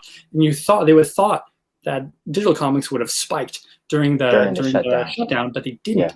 Physical comics sales went up to the roof, and so now they had to backtrack and be like, okay, we're not going to shut it down. We're not going to do all this. We're going to start printing more comics, even though we really don't want to. That was the whole thing. Like the DO announced, like, oh yeah, we're going to cut back. We're only going to do like the Trinity, right? We're only going to keep that, just like there wasn't like the Golden and Silver Age. But you know, and then like during the pandemic, I guess like everyone was like ordering trade paperbacks. That's why like trade paperbacks nowadays, like I'm gonna buy. Our keys and single floppies went up as well. I think that's when all of those keys started to sell crazy. And then variants, right? Because because no one expected that comics would spike like this. You know, a lot of people got into the hobby during the pandemic. People thought, okay, sales are gonna drop, so they started printing less copies. Nah, people started wanting them, so those first appearances, like we were talking about earlier, got hotter. Those variant covers got hotter. That's why you see a variant now. And it's like 1 in 25 is like $15 or like. No, exactly. And they were reprinting a lot of the trades. They haven't been. They rarely reprint Omnibus like ever. Like usually before it was a one and done. It came out and then that's why they were so expensive on the secondary market for a long time. But Marvel, especially nowadays, has been reprinting a lot of amazing Omnibus collections that are finally coming back out. If you guys see the lineup for what they have going into like May of 2022, I'm like yes, I know. I do all the ordering for my store. So yes, I see all of them coming out and having to order all of them. And like Marvel, especially, like you have the Ultimate Spider-Man coming out, the Volume 1 that hasn't been out in forever, and we're back out. Like all the old Silver Age Marvel books are coming back out. Uncanny X-Men's getting reprinted. Uncanny X-Men's going to be reprinted. Like the Simonson Thor series is getting reprinted in all this form. Oh wow. It's just there's so much like good stuff coming out because of the increase in sales, which has been phenomenal. They don't have a Strange Tales one. That's my only complaint. I know. It's odd. How hard? It's an odd choice. 121 or no, 118 was first like what? All of those guys was like really where Doctor Strange started getting in there. Yes, that's all the Ditko stuff. Yeah. All the way to 181. That's your MCU right there. Reprint that. That's your MCU. I think they're afraid it confuses audiences. Like they like just the title Thor, X-Men. But you're getting Nightmare. You already have Wong. You're getting Clea. You already got Dormammu. You've got Wong. You're getting Living Tribunal. You're getting Androth. You're getting. I completely agree with you. Yes, I completely agree. They definitely should be doing that. I think this is usually last on their list. They're afraid people won't know what it is. If you want Doctor Strange, read Strange Hill. It's essential to the character. Anyway, I digress. Wonder Woman kicking ass. Blue hair. Yeah, Wonder Woman is kicking a lot of ass right now, as you pointed out. Batman loses his hand. He gets it cut off by his own scythe from the Robin King. A lot of the heroes are dead. A lot of them were being threatened. Wonder Woman is actually getting but as much as all the sad portions of the book, like all the heroes are dying, they feel like a lot of no one, they're not gaining ground. Wonder Woman is. She's fighting back against the Batman Who Laughs. She's seeing the multiverse expand from her battle, right? She's winning. She's seeing that, in essence, this universe is being rebuilt off the struggle versus good and evil, right? We get the formation of the Legion. We get Superman's origin coming in. We get the Justice Society of America coming back. We get the Golden Age heroes back, right? These are Gold and Silver Age heroes coming back into continuity, back in the mainstream universe, and we're seeing them fight. Wonder Woman kind of sacrificing everything for this monster, as she says, monsters to die. And he's saying that, you're running out of time. You got to really end me now if you're going to do it. Like, you got to do it now. But the Robin King, we're facing back to the final battle. Batman is like one of the last people here, which I love this part right here. He's like, Robin King's like, you have no one left. We kill everyone. And Batman's like, you know what? Well, thanks for reminding me, of course, bro. you obviously don't know me. Like, of course I wouldn't keep the ring on my finger. I'm not an idiot. Like, and so he raises the dead and forms his own army with his fallen heroes, plus all the Robin crows that he ended up killing too. So he has like double the army going in. Robin Drake, they looked like Tim Drake, the Robins, like one of the Robins. Oh yeah, Tim Drake, one of them was like, from like. Oh totally, yeah. With all the old costumes, yeah. The Dark Robin. So I was like brain fart right there. I was like, I know English. All the Robin crows, yeah. Yeah, I love that. Like, we also get in my brain. We also get Alfred back, zombie Alfred back. Yeah. And what does he say? I love that line. He's like, this guy Let me say how much I timeout. Which I love. This brute needs a timeout, which I loved. Classic Alfred. Really cool having him back. They're still having the space battle with all the Superman villains and heroes up in space with the dark multiverse Superman. We see the beings that we're going back to the Wonder Woman and Batman Who Laughs fight. We finally see the beings that the Batman Who Laughs was talking about, how they're here to kind of reshape the multiverse back to kind of like back to the beginning, to how they viewed it. They're kind of like a cleanup crew kind of thing. And this is kind of him, Wonder Woman ending the battle the way she only knows how, right? She knows that something needs to happen. She knows she needs to stop it. And so she's like, okay, here we go. I'm just going to self-sacrifice here. This is how we do it. I know I'm gone. I can't survive this either, but I can't let him survive either. So she ends it. That's how I think one of the last issues ends. And then we move on to just this nothing space, right? The multiverse has collapsed. We don't know what's formed from it. We don't know the consequences of Wonder Woman's actions going forward. And then we, get the multiverse pretty much talking to Wonder Woman in the form of Wonder Woman, which is like one of my favorite things. I love this. Golden Age Wonder Woman. It's Golden Age Wonder Woman talking to modern day Wonder Woman and saying that, what has happened because of her actions. They've restarted the multiverse the way it should have been. It's no more just one Earth. It's no more individual Earths separated from each other. They're all together. They all are connected, going forward. And it's because of your sacrifice. And there needs to be more, though, unfortunately. There has to be more sacrifice. And she's like, modern day Wonder Woman's like, I will give whatever I have to continue on. I've already given so much. I will do whatever else I have to. And Golden Age Woman was like, no, you don't have to give any more. You just have to step up. There's something else we need of you going forward. Yeah, and, this is where the book kind of goes off the rails, and I guess I'm enjoying it. The ending. Well, this is the end of Great Capullo. Anyways, we get who I like. I can never pronounce his name. Brian. Yannick Paquette. Thank you. Yeah, thank you. Yeah. Who I love his art. I love his art crazy. But yeah, this is the end of Great Capullo art, and we get the kind of the epilogue of the restarted multiverse. Yeah, but that's the thing, is the restarted multiverse was literally what Snyder hated. Because Snyder, when he pitched this like whole metal thing, this was supposed to be like very creator-driven story. How many times in comics today do we have a creator-driven story? Not a whole lot. Only a handful. Your Tom Taylor Nightwings, your Chip Zdarsky Daredevil, your Scott Snyder Justice League, which was essentially this. And Justice League was like a stepping stone, And if Justice League is your stepping stone, that means you're doing something right, or you're at least building to something. Dio was like, oh, let's use your success and your awesome idea to go into my awesome editorial relaunch that I do every 5 years because it's the anniversary of that. So he's like, so it's like whenever DC does their restarts, like their event or like their timeline continuity, whatever, they have like a henchman, like to steer the wheel. Like they have Jeff Johns during the New 52. They like Brad Meltzer for like Identity Crisis and all that. And then they had well, obviously like that wasn't in sequential order, or that was so. Then during Rebirth, it was supposed to be Jeff Johns because with your 3 Jokers and not Watchmen, with Doomsday Clock or Watch, Get Out of Here, Watch Out of Here.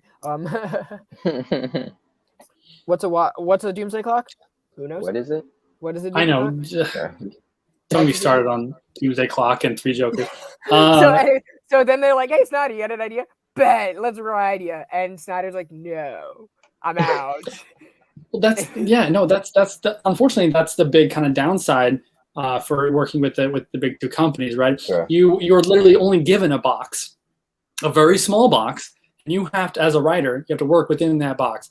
Like you can't really go out of it. This is what you do. But unfortunately, I mean, the best part of it, sometimes writers do. Like it's when writers from what I've noticed, is when writers kind of go under the radar a little bit and what is it? Donny Coates when he was really pushing his like Amazing Venom series, when he did his Carnage big run, and like when he was really getting huge in his Thor series, he really kind of caught everyone off guard, like how good of a mainstream writer he can be and a storyteller he is. Same thing that would happen with Scott Snyder and Jeff Johns when they were first started writing. I don't think these big companies like know what's going on with them, and so they're like, yeah, whatever, you do what you want. We're concentrating on what we consider the big story right now. You do what you want. And it turns out the people that are doing what they want, the writer, the creative people that were hired to do a specific task that they're good at, just went succeed. They succeed, and those books become super popular because they're amazing, because they're given a lot of freedom, because they don't. There's a big. And then they just tighten the ship on it. They're like, screw. Exactly. No, yeah. I was like, why would you do that? The big companies see that, oh, this is now making money. Cool. People want this. Come over here, Donny Cates. Come over here, Jeff Johns, and we will tell you now. Now you're in our house, and so now you have to do what we say. So just do this, and it shrinks their creativeness a little bit. That's always been my big thing with these big companies. I did a TikTok video on artists on the other end of the spectrum with how much at the end of the day, it is business. Like they have to have deadlines, so you have to abide by that too. But at the same time, the big companies need to let them do what they hired them for. Let them create. Let them create these stories. You're never gonna find a book like Captain America that Remender that Brubaker and Epting did, or Mike Perkins every single issue together. You're not gonna get that anymore. Again, yes, right? It's not exactly, okay, and that's perfect example of what I'm saying. Captain America was no one was buying Captain America books at the time. Yeah. And so they didn't care too much. They're like, yeah, write whatever you want. It's not a big seller anyways. You're not going to hurt us, if it's bad. Then all of a sudden it's amazing. And they're like, okay, cool. Come on back. And Brubaker's like, nah, I'm cool. Oh, you want me to follow your rules? No, it's okay. Right. I'm good. I'll go back. I'll make No, but it's also like an artist comes on a book. An artist will come on a book like, oh yeah, you're drawing with Donny Cates. It's like, okay, but for how many issues? It's like how long versus how many issues, Right. That's what, when I was speaking with Kari Andrews, one of our Creators Corner, that was something that he brought up, and I was like, that's an amazing point. Today it's, well, how many issues do I have? Because they do filler artists, so you're not going to be, unless your name is Mark Bagley, you're going to be on every single title everywhere. That guy's doing every issue of Spider-Man since 1988. So cheers to him. Yeah, he's a beast, man. He's a beast. But no other artist is gonna get that treatment, And I don't mind filler issues. That's fine. That's why you get the independent books, right? Because they're more invested. Artists are more invested in staying on the books because it's their creation. They have the more control over it. They they have the rights to the characters. They get more profit from it too. Bendis and Finch on the first how many issues, and then I understand it's not okay, you do 4 issues then you're gone, or you do I get if you do 12 and you need a break, great. You know, Todd Ribbick did that in Thor. You know, and you Yeah. had like Amuela Lupercino, how do you pronounce her name? Oh my gosh. But or like you had like Lionel Francis coming in like what during issues like 20 through like 27 of New Avengers or whatever, or like Alex May Leave coming in for a few, and then David Finch, you know, all of them, you know, McNiven. I think that was kind of like Bendis' idea though with New Avengers is to bring in the hot artist at the time for an arc. I don't think he was ever planning on having. But it was still consecutive. It was still No, consecutive. yeah, it was. It wasn't like, Yeah. oh, you're doing this. Oh, you're doing this. Like, really, nowadays, that's why like I love Swamp Thing by Ron V and Mike Perkins because like Good ref. Yes, thank you. just because it's like even though it's not an ongoing, it's still like consecutive. These two working together, and like there are no surprise, there are no weird art shifts like in Infinite Frontier. I'm sorry, but you had how long to write this story, and you decided to literally ship it back to back weeks and cram 4 different artist styles across different Earths. I'm sorry, that was just way too much. But then you run the risk of like, so say you give the creative team enough time to complete whatever they're doing and you don't have a fill-in artist, you could lose readership because who knows when they're going to come out because you're waiting on them to complete this issue. And it started out kind of like, not a good example, but Geoff Johns' Doom Patrol, or not Doom Patrol, Doomsday Clock, whatever that is, started off bi-monthly, and it took like over a year to do 12 issues. It took, so I started collecting when Doomsday Clock number 1. Yeah, like it took a while before to come Doomsday out. Clock. Yeah. Right? I mean, the first 3 came out on time, and then 4 got pushed back, and then 5 got pushed back even more after that. And it was just worse. Right. Yeah. By the time I caught up on almost the majority of Batman titles, you know, Doomsday Clock was ending by like the time like I was really like getting into comics. Well, a lot of the creator teams have moved on by then. That was the big thing too. Like a lot of the stories going on in the main books at that point were trying to tie in to the lead into what tie in specifically. The button. But, holy crap, the button. Yeah, the button was trying to like help that series along and have and go along with the new status quo of what will be the new DC universe after the Doomsday Clock. However, they kept pushing back Doomsday Clock, and so the other creative teams on the other books couldn't continue just to wait around. And so they moved on, and so Doomsday Clock didn't have that much of an impact as soon as the final issue came out. Right. But you know, do you see like? But I just miss like kind of that writer artist collaborativeness. But with that, you lose momentum sometimes in a story arc. Here's the thing. When they shipped Infinite Frontier, they upped the shipping in it. It's like what issue 5 and 6 came out like literally a week apart. It was literally a week apart. Yes, it was a week apart. You know, so to me, it's like, okay, I would rather wait for this to be a monthly thing and you kind of flesh out this universe across your titles rather than just sporadically putting it all there. And and I have to consume it all in a week.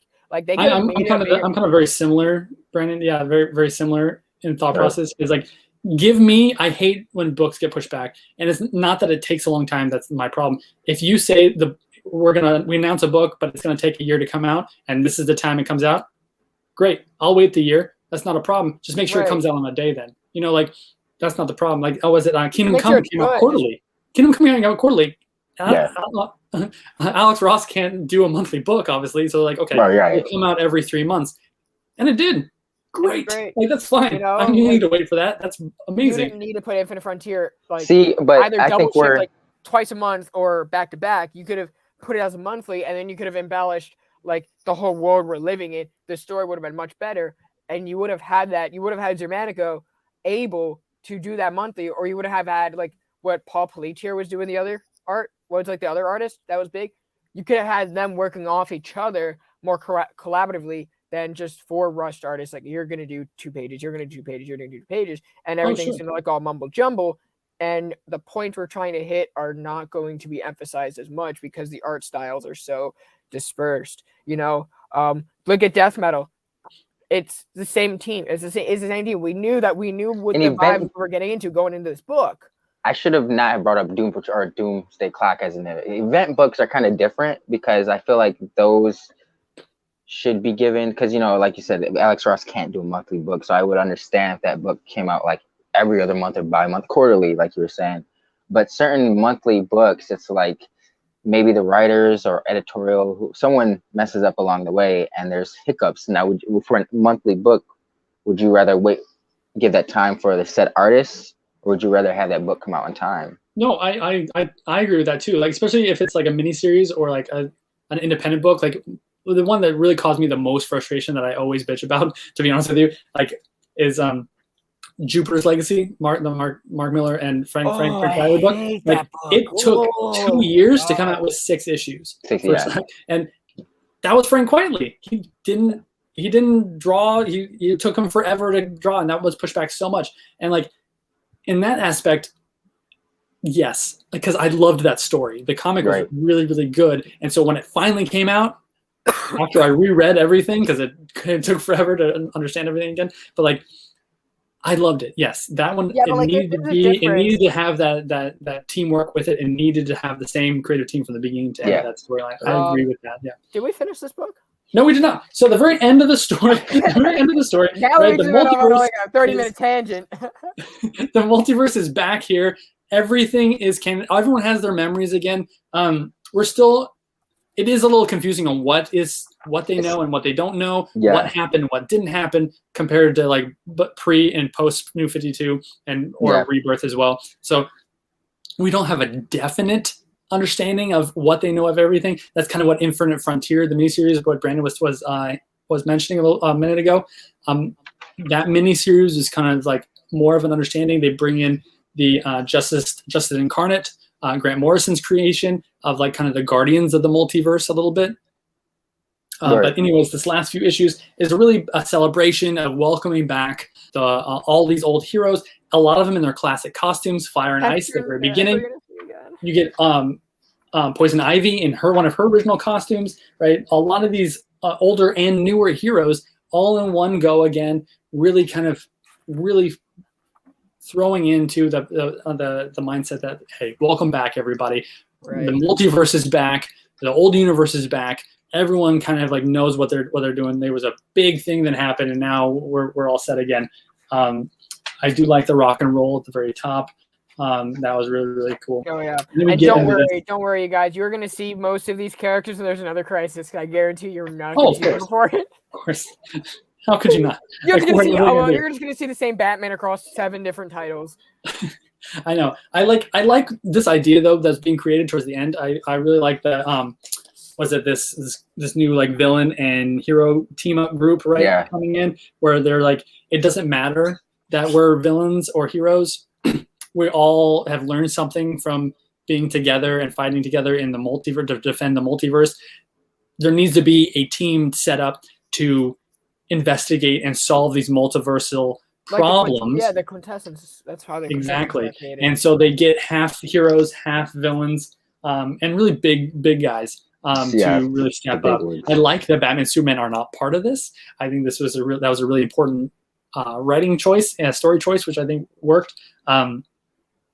Having Mr. Terrific in there, Martian Manhunter. All girl, her tied to the multiverse with her nth metal wings and her powers. And then Talia, Savage, and Lex as this team that kind of like is like the guardians a little bit of the mainstream multiversal. And then we get the worst lines in the book. The ending. Not just Earth's whole multiverse is an infinite web of multiverses. It's becoming our own sort of omniverse. The fact is, it's all new. An infinite frontier. I'm like, oh, you've got to be freaking kidding me. I was like, oh, come on. Mention the name of the next title. That sucks. I'm sorry. That sucks. Do they explore the Elseworld in Infinite Frontier? The Alpha World or whatever that they were talking about. Brandon, are you caught up on that book? On which one? Infinite Frontier. Yeah, I finished it. Oh, you finished? Yeah. Oh, they got to like weekly wrap up. Oh yeah. It was the I don't know if we covered it that week. It kind of ends weird. Like, I want to know like where they're going with it, and what's going to be branched off from this. We'll talk off stream. Anyways, but I like the throw to Grant Morrison's Multiversity, especially down here as well the with map or whatever. Yeah, the map of the multiverse, and that it's like canon, and this is what the multiverse is. We get all the new heroes coming in. They mention a lot of this is showing a lot of the Future State books because after this is what branched off into Future State, right? You get Yara, John Kent as Superman up top. You get Jace, Fox, Batman. I Am Batman down here as well. So you get a lot of the Future State coming because obviously this was going to be launched into 5G, which never happened. And again, that's where Brandon's frustration with Dan Didio comes in, right there. Yeah, right there. Yeah, sorry. But I'm just like, you had a great story, and it's like, oh, we're using it to go here now. You thought it was over. No, this is just setting something up. No, this story should have ended the way Scott Snyder envisioned. Dan Didio with his little munchy finger saying, I hate sidekicks. We're going to lock everyone into their own age because this is the multiverse. Anything can happen. Yeah. I can start anywhere because we but know it did end with a really cool Brian Hitch. yeah, Justice Society picture. Yeah, I know that was very end. Brian so is that benchmark. Is Earth Zero the same Earth as these guys? Yeah, it was referenced as Earth Prime for a while. Okay, that's where I get confused. Yeah. It's Earth Zero is the main world right now. Okay. But apparently they're not as like it says in there. The main Earth is not Earth, the center of the multiverse anymore. It wasn't where all the power streamed out of. Now there's two of them, and they're trying to understand where they come from. And they mentioned one of them in Infinite Frontier. Yep. It was like Earth 2. Okay. Like the other one. Okay. Yeah, so that's the new. It's where all the multiversal energy is coming out of now. It's not their main universe, which is where it was. That's where the start of the big multiverse came from. That's always where it's been. That's why we have so many heroes and so many villains and so much power on this main world, is because it was the start of everything and branched off from there. But now it's not anymore. Now we need to see going forward in the DC universe what it's all about and what's really canon, what's not. You know, I can't wait. That's my big frustration. It's gonna mess with my brain, but yeah, it's true. Like I have no idea what. Really, I mean, I do. I have my guesses, but like, no definite answer on who remembers what, where. Because some people are alive again that weren't. I don't even think they know. No, of course they don't know. It's like dealing with the Speed Force. Like we don't know, you don't know, so let's make this up as we go along. Yeah, they have no idea, and it's comical. It's welcome to DC, everybody. We don't know. Yeah, I mean that was kind of a big thing. Like I was mentioning that a lot of the big companies kind of like. AT&T wanted to get rid of single comics, but like now their compromise is there's really no more like big continuity. Like they're writing for trades, right? Like anyone can pick up a trade and just read that storyline. You don't need to follow it completely, right? And so that could be that's cool in itself to get a lot of new readers in. But you know, like big collectors like me, they collect weekly. You like continuity and. I mean that's why you come to Marvel and DC, right? That's why you come to Marvel and DC because they are the big universe. Big continuity, everything ties into each other, right? Yep. If you wanted a one-shot story, if you wanted something self-contained, go to the indies. You know, there's a bunch of really cool guys. All the time. Marvel and DC, they have a bunch of one-shot stories too. Why couldn't there be both? I have no idea. Right. So I think we're on the same page with this book. It was a great book. It's just the ending got too editorially mixed up. Oh yeah, it doesn't fit. It doesn't fit at all with what it was going for. Yeah. At the ending, just it was tacked on. It got the dude. It got the end of the dude. It got Dan Didio. Yeah, it got Dan Didio. So it's like, this is a great book. You know, has a lot of great content, but the segue into the Infinite Frontier, I was like, oh, it's like I wanted a force choke through the screen, through the book. I was like, no. Yeah, it was all just set up into their next cash grab book that they just threw up in the fly. You know, like it. And that's what it seemed like. And to be honest, I liked Infinite Frontier. I liked the potential because I liked that kind of like weird World's Finest storyline with Calvin Ellis Superman and Thomas Wayne Batman. Like I liked that. I thought it was really cool. But they didn't explain much in that either. So like they set this up to go in Infinite Frontier, but still nothing else was. But nothing happened in it. Nothing happened either in that. Nothing so like happened.